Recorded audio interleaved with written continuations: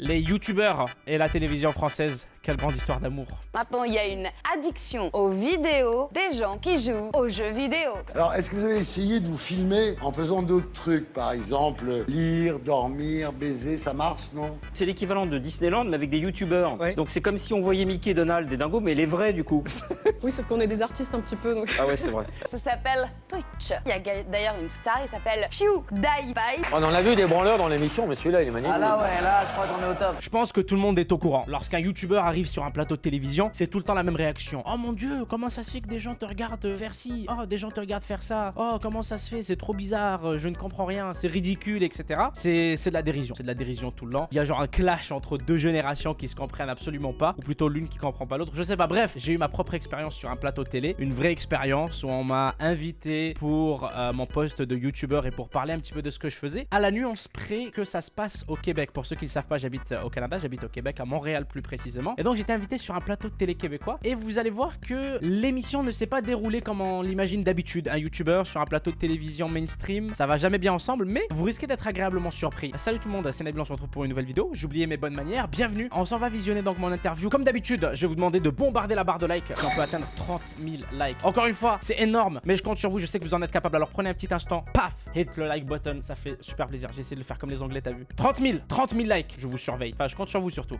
Merci les potes. Donc voici l'émission juste derrière moi pour vous mettre en contexte. J'ai été invité, on m'a juste dit Nabil, on a un plateau de télé, c'est la chaîne nationale au Canada, c'est Radio-Canada, c'est quand même une grande chaîne et tout. On m'a dit on t'invite pour parler de ton YouTube, de ce que tu fais, etc. Et personnellement, tu sais, c'est un beau challenge la télévision, c'est cool de passer à la télévision pour dire à ma famille hey, je suis à la télévision. Mes parents, ça fait 5 ans que je suis youtubeur, ça fait 5 ans que je fais des trucs de fou, ils s'en foutent. Le jour où je leur ai dit je passe à la télévision 15 minutes, oh là là, laisse tomber, c'était la réussite. Vous savez comment c'est, en tout cas ça faisait vraiment plaisir. On m'a invité et j'ai dit oui, voici donc le résultat, regardons ça ensemble. C'est parti pour une petite vidéo réaction. Si vous ne connaissez... D'ailleurs, je veux juste te dire félicitations pour ton linge. Ah merci. Elle parle pas de moi là, elle parle pas de moi. Merci. Félicitations. Alors, si vous ne connaissez pas mon prochain invité, c'est que vous ne faites pas partie des 1,3 million d'abonnés ou des 182 millions de visionnements. Ouh, ma tête elle sur sa gonfle. chaîne YouTube, Ma tête ni elle de gonfle. ses 100 000 abonnés sur les autres réseaux. On va remédier à la situation tout de suite. Voici Nabil, I Kill You, l'arrêt. Oh là là, la rec. Eh, je dois vous dire, là-dessus, là, moi j'étais juste derrière la scène. Ouais, juste derrière la scène, caché derrière un rideau. Et quand elle disait tout ça, la pression, elle montait. Le stress, il montait de plus en plus. Parce qu'un plateau télé, là, il y avait un public, il y a genre 14 000 caméras, une régie, des caméramans. Vous avoue que les stress étaient très présents. Et là, elle arrêtait pas de me faire mes éloges et tout. J'avoue, j'étais grave stressé. Mais regardez juste ici, je vais voir si vous remarquez un petit truc.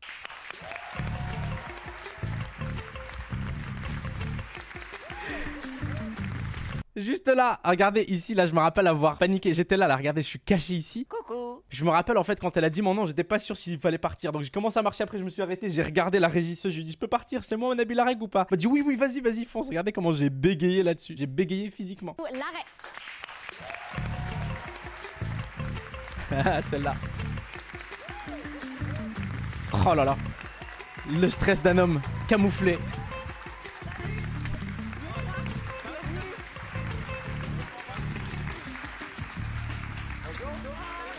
Salut Nabil. Bonsoir. Ça va? Ça va super, merci, ça fait plaisir d'être ici, ça change de ma chambre. Ah, trop drôle. Alors, Trop on va drôle. expliquer pourquoi c'est ton bureau, c'est ta chambre. Mais bon, tu as 22 ans. Il y a 23 7 maintenant. ans, tu vivais encore en Algérie. Ouais. Il y a 5 ans, tu étudiais au cégep, tu travaillais au Costco. Et là, tu es devenu le YouTuber le plus suivi du Québec. Est-ce que tu On peux est là. écrire ça, YouTuber, sur ta déclaration d'impôt? Non, j'ai... En fait, pour t'épargner tous les détails et tout, ça y va en compagnie en fait. J'ai ma propre compagnie. Non, je suis auto-entrepreneur en fait, travailleur autonome. Travailleur autonome. OK. Ouais. Comment tu décris aux gens ce que tu fais? Ah, c'est compliqué, à chaque fois on me dit qu'est-ce que tu fais et je sais jamais répondre à cette question. Là maintenant ça devient plus facile parce que je commence à faire des affaires à la télévision et tout. Fait que des fois quand je veux le chemin facile, je leur dis je fais des affaires à la télévision. Mais sinon des fois je dis je fais des vidéos sur internet. Puis j'ai remarqué qu'au fil des années, les gens comprennent de plus en plus. Ouais, hein? J'avoue qu'il y a 3 ans, quand j'ai dit à la douane que je faisais des vidéos sur Internet, le douanier il m'a dit vous allez attendre là-bas. Mais... Ouais, ça c'est vraiment véridique, ça m'est arrivé. La seule fois où en voyageant, j'ai mis voyage d'affaires, vous savez, dans ma feuille de voyage, les douaniers ils m'ont mis de côté direct, ils m'ont dit bon, voyage d'affaires, ok, vous faites quoi dans la vie? Je leur ai dit je suis youtubeur, ils m'ont dit parfait, vous attendez ici. Et le douanier il est revenu seulement une demi-heure plus tard me demandant des lettres, des justificatifs d'affaires et tout. Je lui ai dit monsieur, j'ai rien, j'ai juste reçu un billet d'avion, on m'a dit va à cette convention et je vais y aller, donc j'ai pas voulu mentir sur ma feuille, j'ai mis affaires. Mais ils m'ont fait poireauter et tout, j'avoue j'ai stressé. Et c'est vrai, qu'est-ce que tu veux que je te dise aux gens, tu fais quoi dans la vie? Je suis youtubeur. Aujourd'hui ça commence à se savoir de plus en plus. Mais j'avoue que ça n'a pas toujours été évident d'expliquer aux gens ce que je faisais. On continue. Mais là maintenant, j'avoue que je dis juste je fais des vidéos sur Internet puis les gens direct disent YouTube ou une affaire équivalente à ça. OK. Donc, on va montrer une des choses de ce que tu fais. C'est ce que je pense que c'est ça pourquoi tu es le plus connu. Donc, tu joues à un jeu vidéo et les gens te regardent sur vidéo jouer à un jeu vidéo. Je sais. Le classique, c'était évident, toujours. Tu joues à des jeux vidéo et les gens te regardent. Comme si c'était pas quelque chose qu'on fait depuis la nuit des temps. On regarde des gens jouer au foot, on regarde des gens jouer aux échecs, on regarde des gens jouer à la pétanque, on regarde des gens faire toutes sortes de choses dans leur vie. C'est tout à fait normal. Mais les jeux vidéo, on dirait c'est un truc d'alien, ils sont tout le temps là en mode les gens te regardent faire une telle activité. Mais bon, en même temps, je peux comprendre là. C'est pas hostile, c'est pas agressif, c'est juste une petite remarque. On regarde. Oh, j'ai hâte de regarder. Ah oui, d'ailleurs aussi, j'ai plein de précisions à faire en fait, je sais, mais vous savez comment c'est à chaque fois qu'on découvre un mode, il y a tellement d'informations. Regardez ça! Mais au bout, je pense de... Ils ont mis le pire extrait possible! On a fini par faire le tour des bases. Bon. Nabil, tu peux pas... Ils ont mis le pire extrait possible. Ils ont pris un passage de GTRP où il se passe absolument rien. C'était le pire extrait possible sur mes 300 vidéos, mais c'est pas grave, savoir comment je sac après mon gars quand il te regarde. Mais qu'est-ce que tu fais là? Ben, c'est intéressant! Joue toi-même! Non, c'est pas intéressant. Si, Joue toi-même au jeu. Regarde pas quelqu'un qui joue. Là ils ont gagné, regardez tout le public qui l'applaudit, bravo, tu leur as dit à ces jeunes enfants perdus qui ne savent rien faire d'autre de leur vie. Mais lui, il est intéressant. Non, c'est pas vrai parce que on l'a tous fait. Tu sais, quand tu étais petit ou quand n'importe qui était petit, quand on avait son frangin ou sa frangine qui jouait à un jeu vidéo, ça vous est jamais arrivé de rester à côté pas de jeux vidéo regarder? quand j'étais jeune. Moi, je sais pas, jouer au beat, Il y avait jouer au beat, tu regardais jouer au quand beat. t'étais jeune. Non, mais est-ce que tu comprends quand même notre questionnement de dire on a peur que ça devienne une société qui soit peut-être passive de regarder parce que ça fonctionne à merveille. Nos garçons, tous nos enfants. La même réaction que dans l'émission. On était au camping Atlantide en vacances avec des glissades. Il a dit non. Je l'ai vu. Moi, je m'en viens voir Nabil. Écoute, c'est des nouvelles stars. Oui. Ça, c'est quelque chose de vraiment drôle. Bon, vous savez, leurs réflexions sont tout à fait normales. Là, c'est tout à fait. Ça me frustre pas, tout au contraire. Je suis toujours très heureux d'expliquer ce que je fais, peut-être d'ouvrir un petit peu les esprits, etc. Mais vous voyez, c'est toujours les mêmes remarques. Comment quelqu'un peut regarder des jeux vidéo? Ça les rend passifs. Mais tout le reste, c'est pas grave. Autre chose, ce qui était vraiment cool, bon, tout le cast était vraiment super sympa avec moi. Toutes les personnes que vous voyez sur le plateau étaient vraiment super sympas. La preuve, comme il est en train de nous l'expliquer, lui là, celui que vous voyez à gauche là, c'est une grande personnalité au Québec, un grand chanteur super connu et tout. Et il est venu avec son fils qui s'en passait. Et son fils est venu juste pour me dire bonjour et tout. Et c'était grave cool. Donc tu sais, il respecte ce que je fais, puis il l'exprime vraiment bien. Donc jusqu'à maintenant, je sais que ça peut paraître un peu hostile, mais attendez, tranquille. Absolument. Laissons Nabil répondre. Ça c'est grave cool déjà. Ça c'est grave cool qu'ils disent laissons Nabil répondre. Un délice. Bah moi je pense que l'intérêt il est très simple. Moi personnellement quand j'ai grandi en regardant des cousins, des cousines, des frères, des sœurs jouer à des jeux vidéo ou bon, c'était souvent moi qui jouais. Hein, j'essaie de leur donner un petit peu mais non, la plupart du temps c'est moi qui jouais puis j'avais des amis qui me regardaient jouer. Ça revient au même principe et on a vraiment plein d'intérêts différents là-dedans. Des fois tu vas regarder quelqu'un parce que c'est con, mais c'est parce qu'il est drôle. Tu vas regarder quelqu'un parce qu'il sait vraiment bien jouer. Oui. C'est rare parce que t'as des jeux vidéo qui se vendent à des millions d'exemplaires, donc t'as automatiquement des millions de joueurs. Et dans ces millions de joueurs, tu vas en avoir 100 qui font partie d'une élite incroyable, tu les vois. Puis c'est comme voir un pro jouer aux échecs ou un sportif incroyable. J'arrête plus de parler là, blablabla. Et là, tu vois le gars jouer aux jeux vidéo, puis t'as l'impression qu'il fait autre chose que toi. Tu te dis, mais je joue pas au même jeu, comment il arrive à faire ça? Comme moi, quand je joue aux échecs, je sais comment déplacer mon cavalier, mes pions, mais ça s'arrête là. Alors que tu regardes les professionnels jouer aujourd'hui et c'est complètement différent. hallucinant parce que c'est des vidéos qui durent 5-6 heures parfois, mais tu t'es diversifié, ceci dit. Non, ouais, voilà, en fait, c'est plutôt, je fais l'équivalent de ce qu'on fait là, tu sais, des émissions un petit peu, moi c'est plus pour les jeux vidéo, en direct, donc des fois je fais des 5-6 heures en direct, mais ce qu'on a vu là par exemple, c'était un condensé, ce que je fais, c'est que de mes émissions de 5-6 heures justement, je vais prendre une demi-heure, 45 minutes pour résumer ce qui s'est passé, pour mettre les gens dans la situation, sans qu'ils aient à rattraper justement les 6 heures qu'ils ont manqué. Est-ce que tu fais de l'argent avec ça, excuse-moi Pénélope, parce que c'est payant pour toi? Ouais, c'est très payant. Ouais, j'ai jacté, hein. Je suis en train de regarder, mais j'ai parlé. Mais ce qui est vraiment cool, c'est que vous le voyez, ils m'écoutent, ils me laissent parler, ils sont intéressés, ils posent des questions, puis ils sont ouverts d'esprit. C'est comme je l'ai dit au début, ça peut paraître très agressif et tout, très cliché, mais non, un gros big up. Franchement, le plateau jusqu'à maintenant, c'était un gâteau. Mais combien, mettons? Tu nous l'as dit. Je vous l'ai déjà dit. Ouais, tu nous l'as dit en pré-recherche. C'est ça le truc en fait, c'est parce que avant l'émission, ils m'avaient parlé d'argent, etc. Tiens, ils font une mini recherche sur moi, mon âge, d'où je viens, etc. pour se préparer, pour avoir des infos sur moi. Et l'une des questions qu'ils voulaient aborder, c'était l'argent. C'est normal, c'est la curiosité humaine, c'est naturel. En plus de ça, j'avais fait une émission avant celle-là au Québec. Vous avez peut-être vu ça passer sur mon Twitter, etc. Mais j'avais fait une émission dans laquelle j'avais juste dit ouais, je peux faire $20 000, je peux faire $30 000 par mois. Tu sais, si j'ai des OP, si je suis actif, etc. Je peux faire tant d'argent. Donc ils l'ont vu à la télé déjà auparavant, donc c'est pas tabou, c'est pas secret, ils vont juste faire.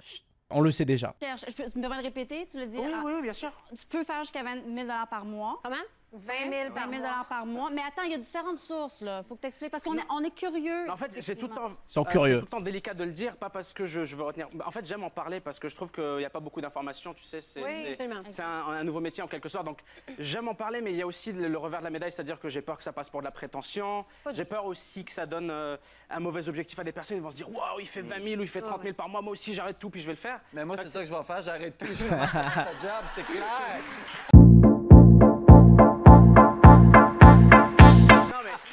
Très bon en plus. En forme, le retour. Oh, le retour d'enfant forme. En fait, c'est que ça devient un métier en soi. C'est pas juste en dilettante comme ça, puis je me filme, puis il y a tout. T'es entrepreneur, tu l'as dit, tu fais d'autres types de vidéos. Tu fais des vidéos, tu vas dans les restaurants, ou tu fais de la bouffe. Tu fais des vidéos de défis aussi, qui sont les vraiment, gros Port City. Ça, c'est Gros Port City. Ah, Je trouve très drôle.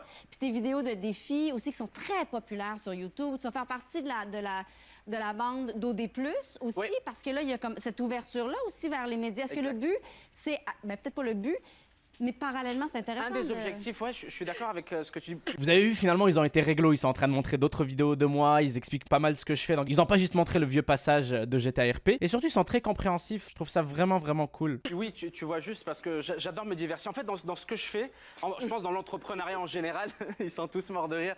Mais, on regarde. C'est bien, ça fait plaisir.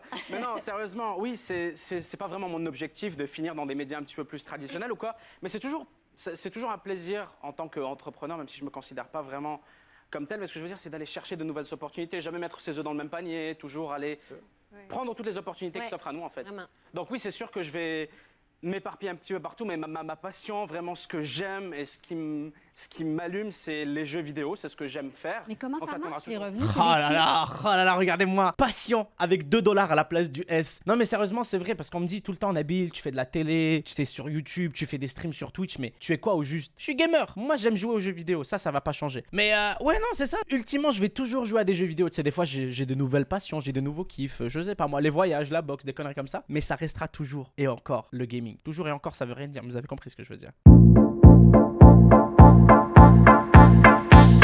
Plus tu as des clics, plus tu es payé. Comment tu diversifies tes sources de revenus? En fait, je peux te résumer ça. Si on devait parler, par exemple, de mes principales sources de revenus, ce qui résumerait les 20 000 ou les 30 000 ou les 40 000 $ que je vais faire par mois, ça va être en grande partie les...